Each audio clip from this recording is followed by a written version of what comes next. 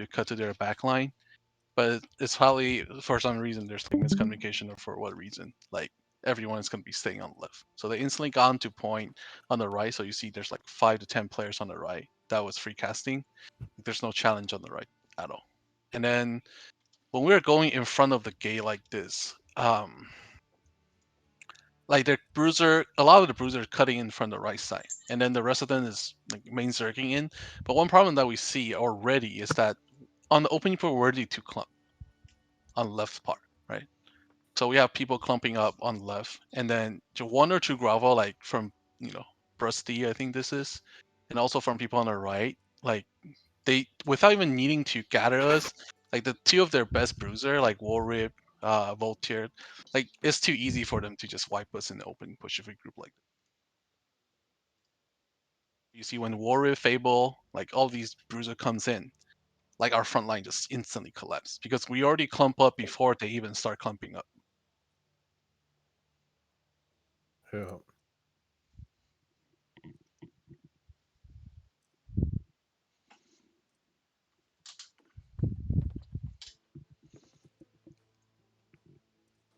Around on this point, it's just we're all getting pushed out from the left, and we're forced to play back of foresight, and then we just lose control of the point instantly. So, few people are still alive, but you see whether it's point or control of the map, like we're already outnumbered because of the opening push is not going well. The Thai squad actually already cleared all of their backline. So one thing that our team did really well is the Thai squad. Like they already kill half of their healer, but because we're losing most of our front line, that we're not gonna be able to wipe the remaining bruisers on point. So what ended up happening is we just instantly lost B 1 minute into the fight, and then we definitely wanted to try to avoid that. So I'm also gonna show a video on how this is from Mika on EU on defending Brimstone. I'm just gonna give you a look on how people defend on Okay, other play top servers left, bot sometimes left. on the They're opening playing B push. immediately. Top left, bot left. Ignore This the is fresh original start strat. You too, play right? position left Yeah, this is a and fresh don't start. just So you see in the beginning push, like they're very spread out. Like they are going to um the same area. They're going mostly on the left, point goes but point. And And we're not fighting left clump. side. you have players like Bruiser going far left to deal with the people that go far right on their side, right? With me, So instantly. and then Look on me, they just instantly never fight. clump us. So instantly when they are popping ult, what they do in the beginning is they pop the ult flush very soon. So when he Point push goes out, once point. he entered And we're his first fighting left clump, he already blocked off his gemstone, and then side. he's With me, ready to instantly. Look on me, engage instantly instantly. fight. So Top left of the for point. our bruiser in the beginning opening push, that's also one thing that we want to do is when we are pushing jumping down from the left, you have one or two team going on farther side, and then the other team, your main job is going to be sending your bruiser forward and just stay alive on this point, because if they're sending more groups on the left of the on the opening push, then if we have like three teams on the left and then they are sending 5 teams on the left, then the thing that you need to do as the 3 team on the left is just to stay alive, and then the rest of the team which is on the right will be able to wrap around on their back line and try to sandwich them back on point. Throw it sacreds, instantly take this fight. So what they Good. do in this fight is they instantly get Perfect, on those perfect. back Take line. this. Assassins into their backline immediately. Lots of kills on the top left. And of Try to course, this is fight a it with lower me. kill pressure because it's a fresh And start, now, but I think combos in it's still a 3, good indication 2, of 0. how Fight some of this. the Just bruiser fight this. on the main area Kills. should Top play. left. Like you see the difference between them and us is like in opening push they're spreading themselves out. Like they're standing around 20, 30 meters on from point. On the opening push, I think that's totally fine. And also, when we're winning, that's also should be a practice. Like after we win a fight, people just need to declump and not focus on point. It's okay for them to take point a little bit, but as long as that we're killing people on the side of the point or on their backline, it shouldn't Nice be an amount of issue. kills. And Like now, assassins in the backline we just need immediately to and wait close to point until in we kill everyone on the 3, side, and then we 2, just 1. Close refocus point on point. wipes right So now now. they're just Mediums refocusing on D-tick point. immediately. Mediums closer to the point and start left clicking. On the point, start D-ticking. Sacreds into the point and pay attention. Top right of the point. Completely wipe the stragglers here on the right side. Good job, nice amount of kills. And once again, In trouble. assassins and muskets A. Okay, so this is just for opening push. For tomorrow, what we're gonna do is that we're gonna try to focus more on C side of the fort. So if you zoom back into the game, like if you take a look at the Everfold fort, A side is generally more scatter. So tomorrow we're gonna have the majority of our team, which is gonna be group 3, 4, 5, and 8. We're gonna be coming out from the right gate, and then our rotation team is gonna be also focusing more on the right C point instead of A, because A there's a mountain right on the far left side, and then their dex player is gonna be able to stand up there, and then DG, few of their bruisers really good at when the area is scattered, like they're really good at wiping clump and staying alive. So we're gonna send group 3, 4, and 5 on this opening push. You guys are gonna be jumping down from the right rampart, and once you jump down, I want group uh, 3 and 4 uh, be mostly playing on front line, staying alive. So if you're in some guy's group or in Def Not Band's group, you'll be the first to engage on the right side. And then if they are sending the majority of the players on the left side, 6 and 7, you guys will be the instant engage. So if you're in group 6 and 7, which is Spilvor's group and then CMC's group, like if most of them are pushing on the left side, then what you need to do is first of all throw your POD, throw your gravel for delaying purposes, and just instantly withdraw to the back of the point. So you don't want to face them instantly. You want to slow them down and come back and group up with peoples on the point. So you want to be somewhat spread out, but you don't want to just engage because you're gonna have a last number if they're focusing on left side.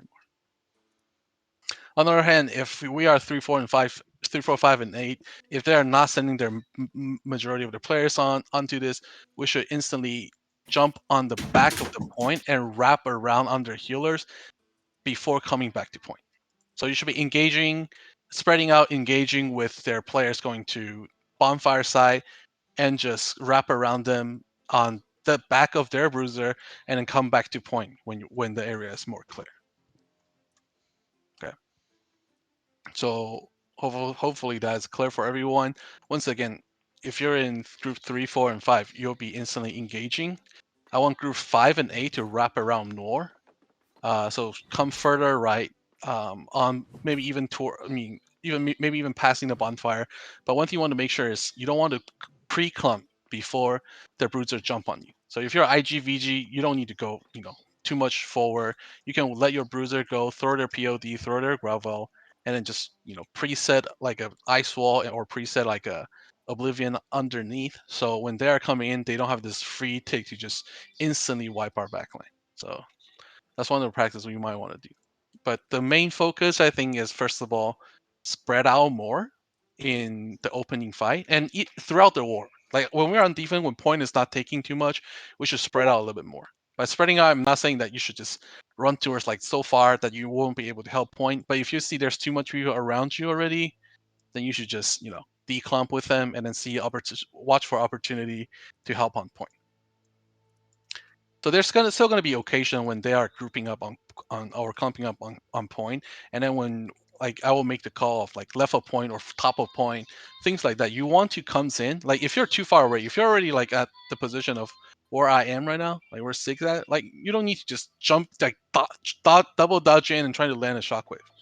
Like that's not gonna be very helpful too. Like if you're too far from the point, simply just do a POD in, throw your gravel in, and then if you have opportunity, once they are entered that clump and used all their ability, then you commit to the position. So one thing I see a lot of people doing from some of our bruiser VOD is when I make the call of going to certain area of point, like you triple dodge in, use your shockwave, or even charging in, like it's good that you're listening to call, but you have to also judge that okay, once you use all of these ability, are you gonna be able to survive afterward?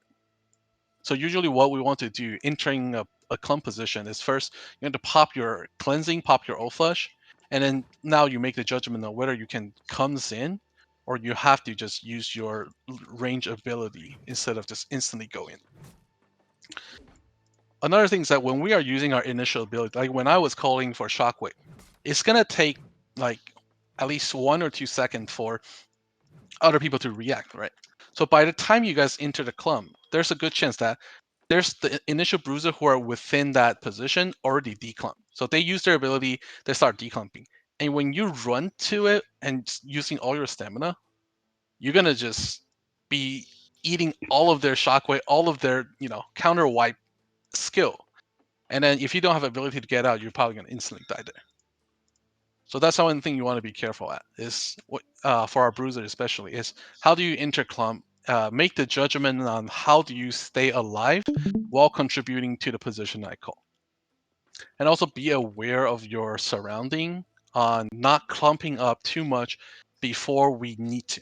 So the only time we should clump is gonna be on point because when they're ticking point, yeah, we have to clump up and wipe them. But other than that, like once the clump is wiped, once most of the people are died, you don't need to spam left click within the clump. You just need to spread out, kill like the healers and VG on the side. You just need to left click on them, and then once you see another clump, if they start taking point again, just come back to the point. And I really don't think for DG's case, like the reason they're so strong is not really because they have like really good healer or really good VG. Like their strongest part is the bruiser they have, like the few bruiser, War Whip, Voltier, Fable, Bursty. Like those are the bruiser that wins them war. So if you don't give them the opportunity to clump up, they're not going to be effective. Especially when our kill squad out killed their healer so much. Like you literally just need to stay alive and wait for opportunity. Once their healer's getting pressure, then we clump up on point and wipe them. Okay. Before I continue to far point, do anyone has any comment or question, suggestion? Yeah, I do. Is there any plan going in for tomorrow about what the sacred grounds and the beacons? Is there a way that we're going to go about? Are we all going to have our healers run the same focus, Just or about to ask that question too. are we not worrying Thought it about was it? gonna get fixed in this patch tonight. Is it? I think is this? Are we sure that it's going to be fixed? I feel like I'm we sure should about plan it. ahead for it. I I feel like we think- need to plan. I don't for think it. it was listed in the patch notes. Okay. No. I think for safety reason, tell every healer in your group if you're a part of if you're not an AoE healer, just make sure that you run 300 focus. Just if your healer is not here, make sure you tell them before tomorrow to run 300 focus. And the same thing for our mage. I think all mage for tomorrow should run also 300 int. If you're sorry, I shouldn't say mage. If you're an IGVG, you should run 300 int. If you're a bruiser, just run 300 strength. I think just make everything easy, Most just in case we don't overlap each other's skill, right? don't most IGVGs not run 300 though? Don't they run like Well, some people are gonna run 310. Some people is gonna run Some run 50 focus for the CDR. 50 focus. Yeah. Yeah, Okay. if it's off by literally one stat point, it'll fuck it Okay. up. So If most You'll look at the IGs picture running 50. 50 focus, then let's just have every IG. Like if you're not able to chain, that's fine. But if you're running 50 focus, then make sure that you're at 250. If you're running 300, sorry, enough. If you're not running any focus, just make sure that you're staying at 300. Here's the thing, we should address this tomorrow before the war. We'll see what happens with the patch tonight, because if it does fix it, then we're fine. Okay, As far as we'll do that too. But just keep this thing in mind because I know there's some people that's not showing up. Also, this doesn't apply to Kill Squad, of course. So if you're in a main ball group, point team, then you should be just making sure that okay, Wow. if your healer run 300 focus, if you're IGVG, you either run 250 int or you run 300 int. Just make sure that we not overlap them as much as possible. Roger. Any other question other than this? Or suggestion on the initial push? Okay, if not, we're gonna go to the far point. So we're gonna be holding C this time, because the point in general is gonna be more open. So when we're going to C as our last point, you have to view C as a point that is facing B point. So B point is gonna be their kind of their war camp, right? Because most of the 90% of this is gonna be coming from war camp. So for us, the two area we should be focusing on is gonna be foresight, and then it's gonna be war camp side. So the thing that's in the past like what we like to do against some of the weaker company is we want to stack on one side, right? We want to stack on the left side, and doing that is gonna enhance our backline is always gonna be very stable. But against company like DG, it's gonna be rough to do that because if the more we clump up, the better they're gonna be performing. So in this case, when we are facing them against them in Everfall, let's say C is our last point. You don't want to be clumping up too much on foresight. That's one of the mistakes we made last time. Is that we clump up too much on foresight and people are not spreading out, so we just got instantly wiped. So if you're one of the main ball group in tomorrow, I will send 2 groups going to be more focusing on far side, which is the war camp site, and I'll send 3 group playing more on foresight, but just making sure that when I say you're playing on foresight, it doesn't mean just you have to always stand on foresight, right? You should be able to um, you just want to make sure that you'll be able to assist foresight whenever that's possible. So you can be pushing on back rampart, you can be sending on top rampart or back rampart, or you can even be pushing onto bonfire side. Like you don't need to be always staying on foresight. If you see there's already enough people challenging them or fighting against their bruiser that enter the backline. So when we are spawning from fort, also when you are spawning from fort, one thing you want to avoid is if they already have too much player on this foresight position, you don't want to just charge in trying to get on point. Like it's not probably not going to win us any good. You want to be make sure that if whenever you want to enter the point from any position, you want to make sure that you still have all of your ability ready to use to kill and to escape. So if you're finding it difficult that they build this wall already, and then the point is not take too bad yet, then feel free to take your some time to wrap around.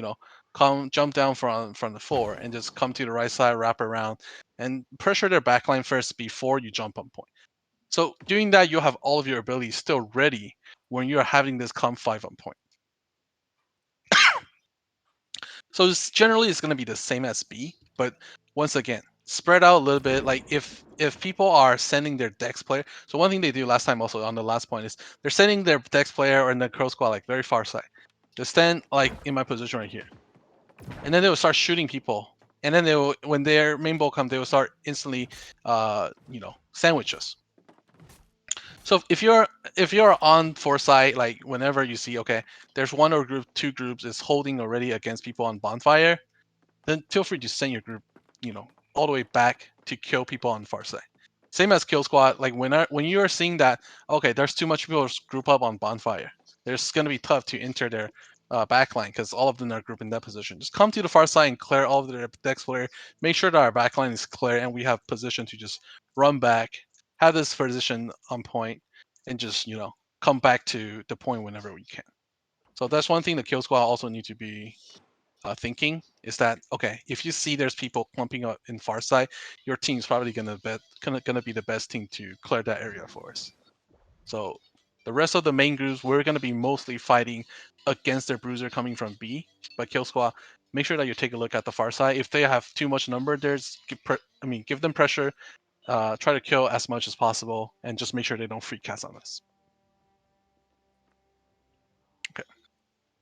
But generally, it's the same thing between B and C, right? It's just one thing you just want to make sure all the time.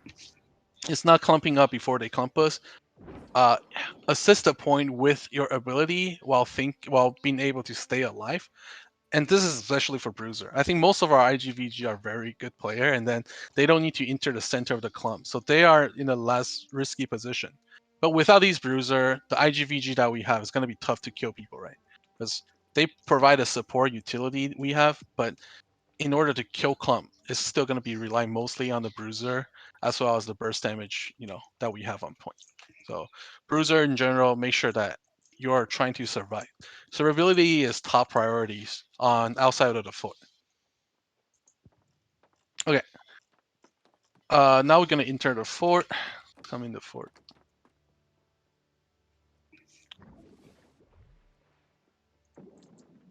Also, one thing I forgot to mention is for the group assignment, we're gonna have Ben's group and Burrington's group. You guys gonna be in the main rotation.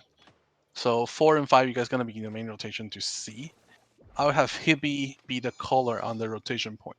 So he will be rotating group 4 and 5. And if he needs more group, he'll then rotate other groups to C. But we want to prioritize C's over B, uh, as our last point. Johan, if they send if they Zerg C off the rip, do we want C anchor to become B anchor? If you mean if they fall Zerg C, Yeah. it's gonna be the same. We're just gonna use our C strategy against them. Okay. But I highly doubt they're gonna Zerg C first. Like Okay, that's cool. not what DG usually do. But yeah, if they are Zerging C in the opening push, we're just gonna fall Zerg C to them with them. Cool, cool. And then well, I mean it's very situational, so we're gonna adapt from there. Okay.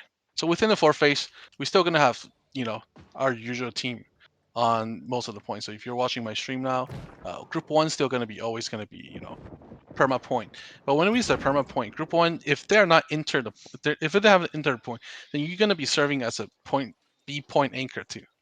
So for group one, I have 2 IGBB and then 1, bruiser. You'll be still, using all of your abilities on B point until point is getting tick.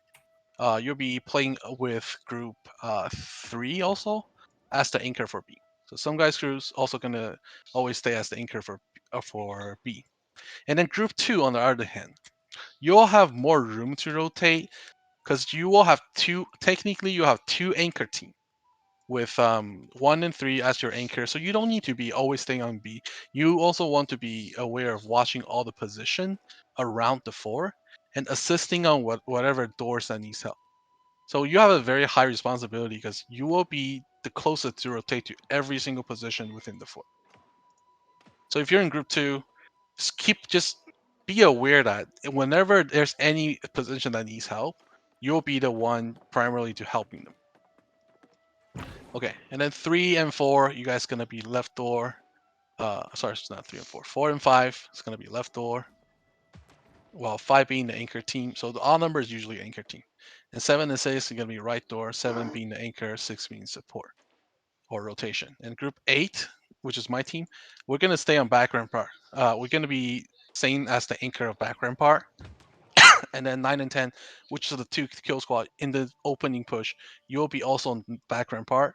But since we're gonna have one more team anchoring for back, rotate your team to the front rampart if you're seeing number getting up there.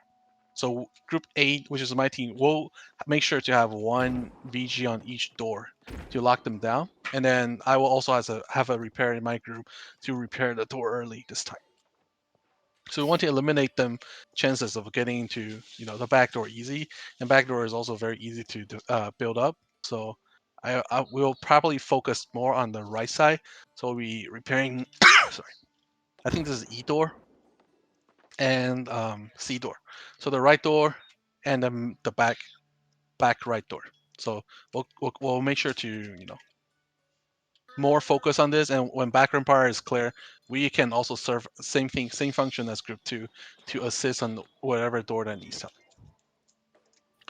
So the difference between this war and last war is if you're in kill squad, I want the focus to be more on front rampart this war if they are grouping up in any area of the 4. So let's say like last time, like 10 of them are already on top of C, right?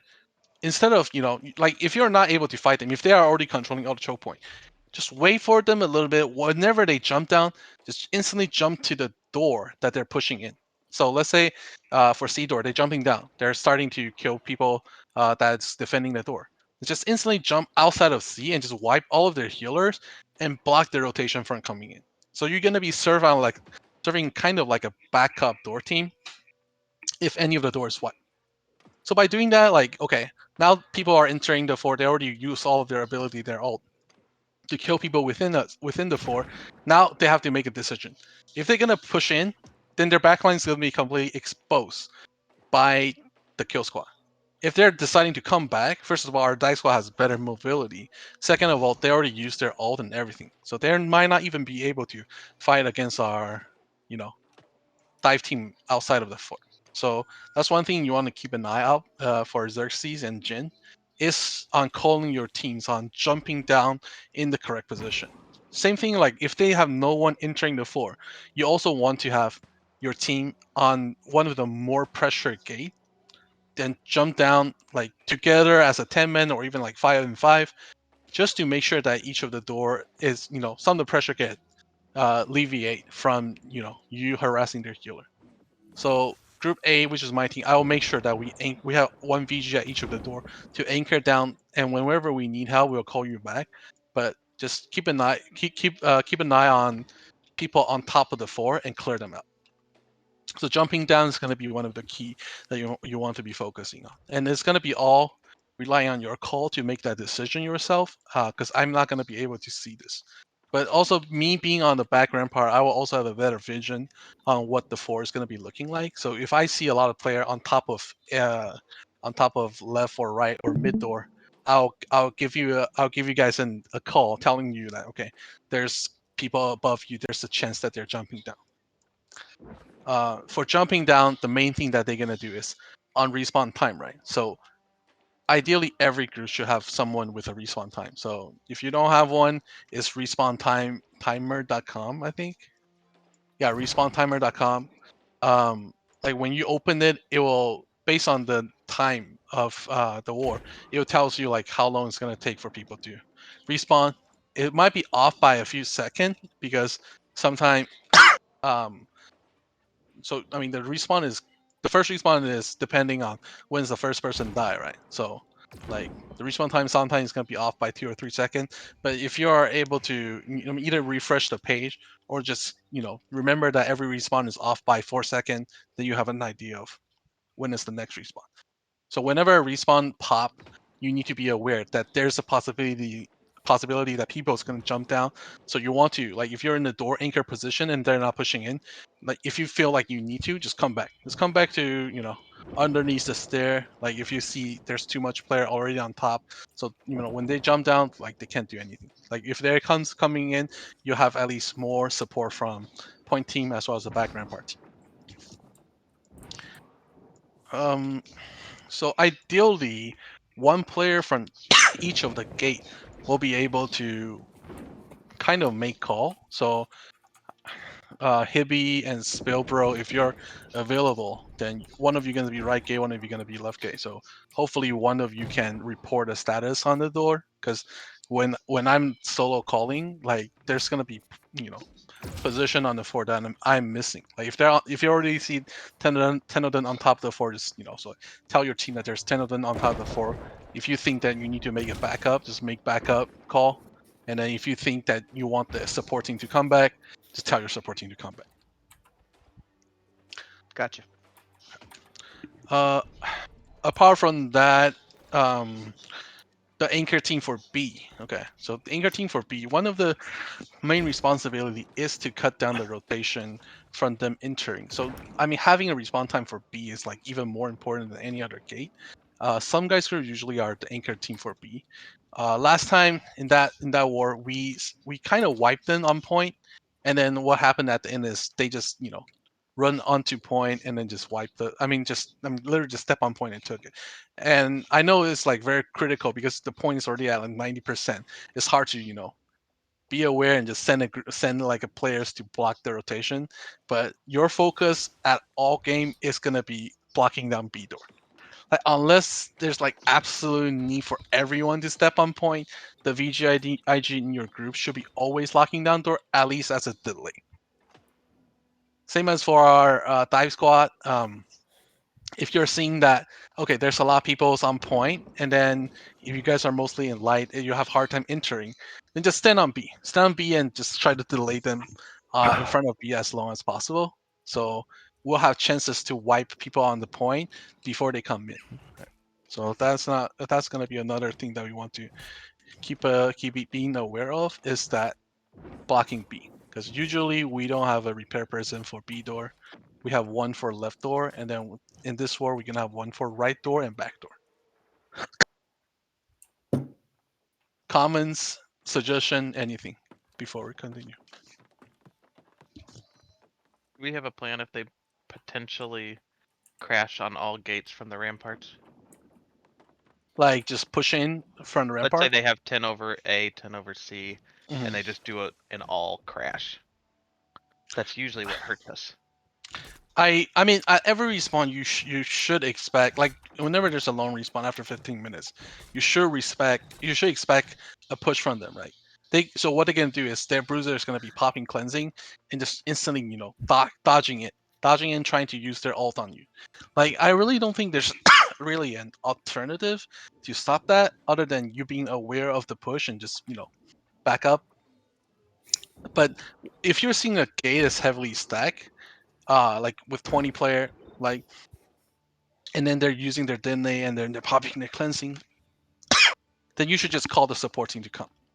So for example, like Spellborough, let's say you see a lot of people come in on right door, right? Now they're pushing in. I don't think you'll be instantly killed because most of the anchor team is really solid. They'll be able to stay alive. But you should instantly call the support team to come. So supporting can be group 2, group 1, group 8. We're gonna be instantly available for almost every single game because we're mostly in the center position. So just say we need help on right, we need help on left. Send the support team on right, send the support team on left. I'll be also watching that to see if any of the gates getting pushed. So when they're coming in, just like if they full wipe us, if they full wipe one gate, you shouldn't send more players. If we're not in position, you shouldn't send more players just instantly challenge them. You should just fight on just make sure that we're in control of the hillside and just keep wasting their time until our respawn comes in. So whenever there's a wipe and there's a lone respawn, you need to be reporting that to us, saying that okay, right door is completely wiped, 30-second respawn. So people on point or on each of the door, they will be aware of when are they going to be able to expect reinforced to comes in. So what happened last war in Evans Scott on the last push is that people from my gate, which is the right gate, they break in the right gate, they wipe around half of us, and we did not report the push on. Quick enough, so they just instantly comes to B gate and just wipe our anchor team on B.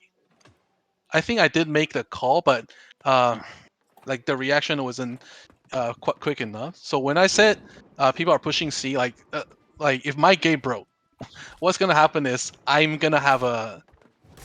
not gonna be able to see what happened because if I'm on the respawn team, if I'm like respawning, then I don't know what are they going to do. So if you're part of the anchor team, like if you're dead, just make sure that you report it as quick as possible with the respawn time. So people in other positions of the floor will be able to know what happened in your particular position and react to it accordingly.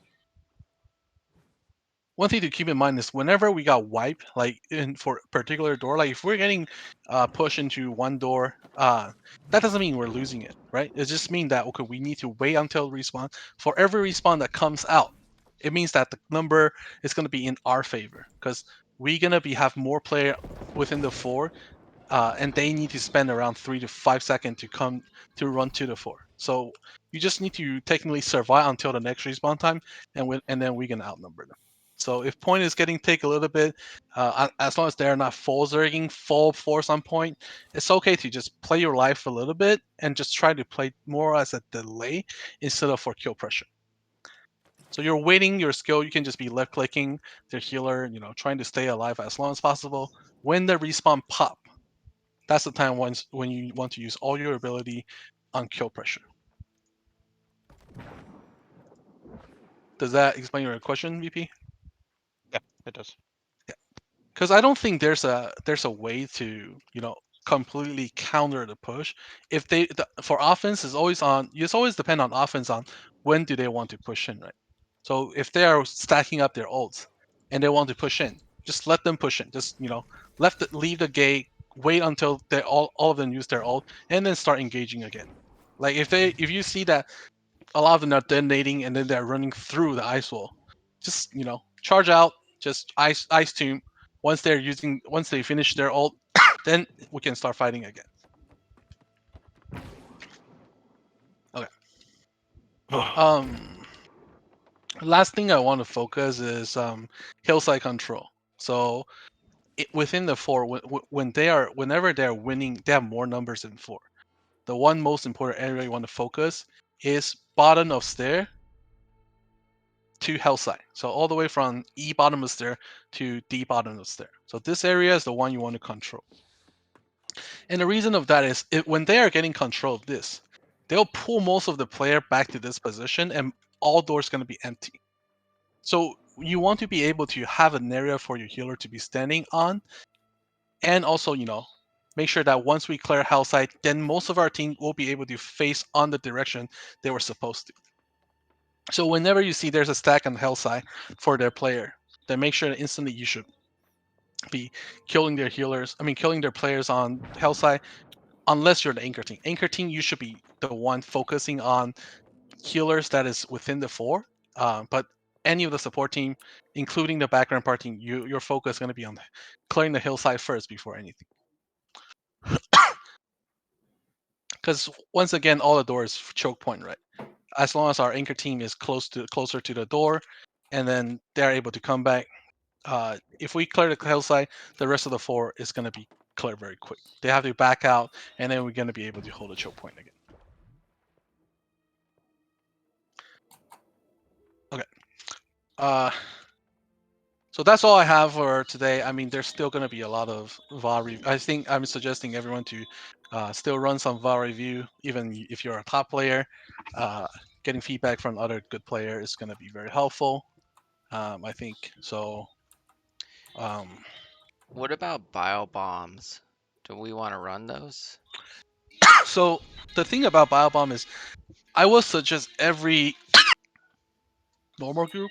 So if you're in group 3, 4, 5, 6, 7, 8, ideally one player of your team should be running that. But because the trade post is disabled, so if you're not able to upgrade them, then using Vine and then they might be a better option for now. But if you're able to update them at least to purple, then you want one player from your team to be running Biobomb. Okay. Point team, I still want you to run Vine because you're usually in the best position. I'm talking about the BBIG and VGIG for point team. You should be still running, Vine. But if you're one of the main ball group, and then you have one player running Vine and one player running Biobomb, that's probably a better option than both of you running Vines. But once again, you need to be preparing your mats and everything. And one thing I need to mention too is make sure that you prepare for your own war consumable tomorrow, because we're not going to be able to trade you that. So health pot, regen pot, gemstone. I think they're fixing the trade posting tonight. No, or is that not? I mean, no guarantees They with said this company. they said they're doing a hotfix, but that it won't be re-enabled with this patch. He means Okay. AGS, not yeah. Yeah, Still just gonna make be sure that you disabled. prepare them in case, right? So even if they fix it, you still want to be making sure that you have them before the war tomorrow. And then if you're able to once again update the Biobomb to level 2 or 3, have one of the player in your team to run it. That probably can be super useful as well. I will more suggest, especially if you're a support team, like if you're not one of the augurs, if you're not group 3, 5, and 7, you should run that because Vine is really good for anchoring the door. So even running 2 Vines in an anchor team, I'm not too against it. But if you're in group 4, 6, and 8, you have one player in your group to run Biobomb.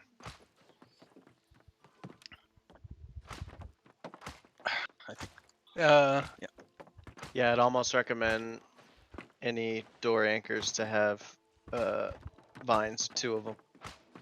It's just so important when they do that push and use their ults that if you can vine them and back up from it and then counter clump them.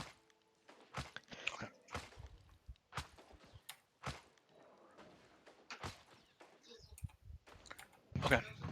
Yeah. So that's all I have for today. Do people have any question? If you have any suggestion, feedback, feel free to say it now. Tomorrow, what's gonna happen in terms of our roster is we might not run with any musket player, because we don't. I mean, one of the part of the reason is because against DG, I feel like what we're lacking is really not the backline pressure. It's more about killing their front line. So having one extra normal group and having my group being able to anchor on back gate, it's gonna alleviate a lot of pressure. And secondly, within the company, we're still lacking good, musket player. And then, if we want just 2 good musket player from yellow, then we're wasting 3 other spot for team that we don't know who should we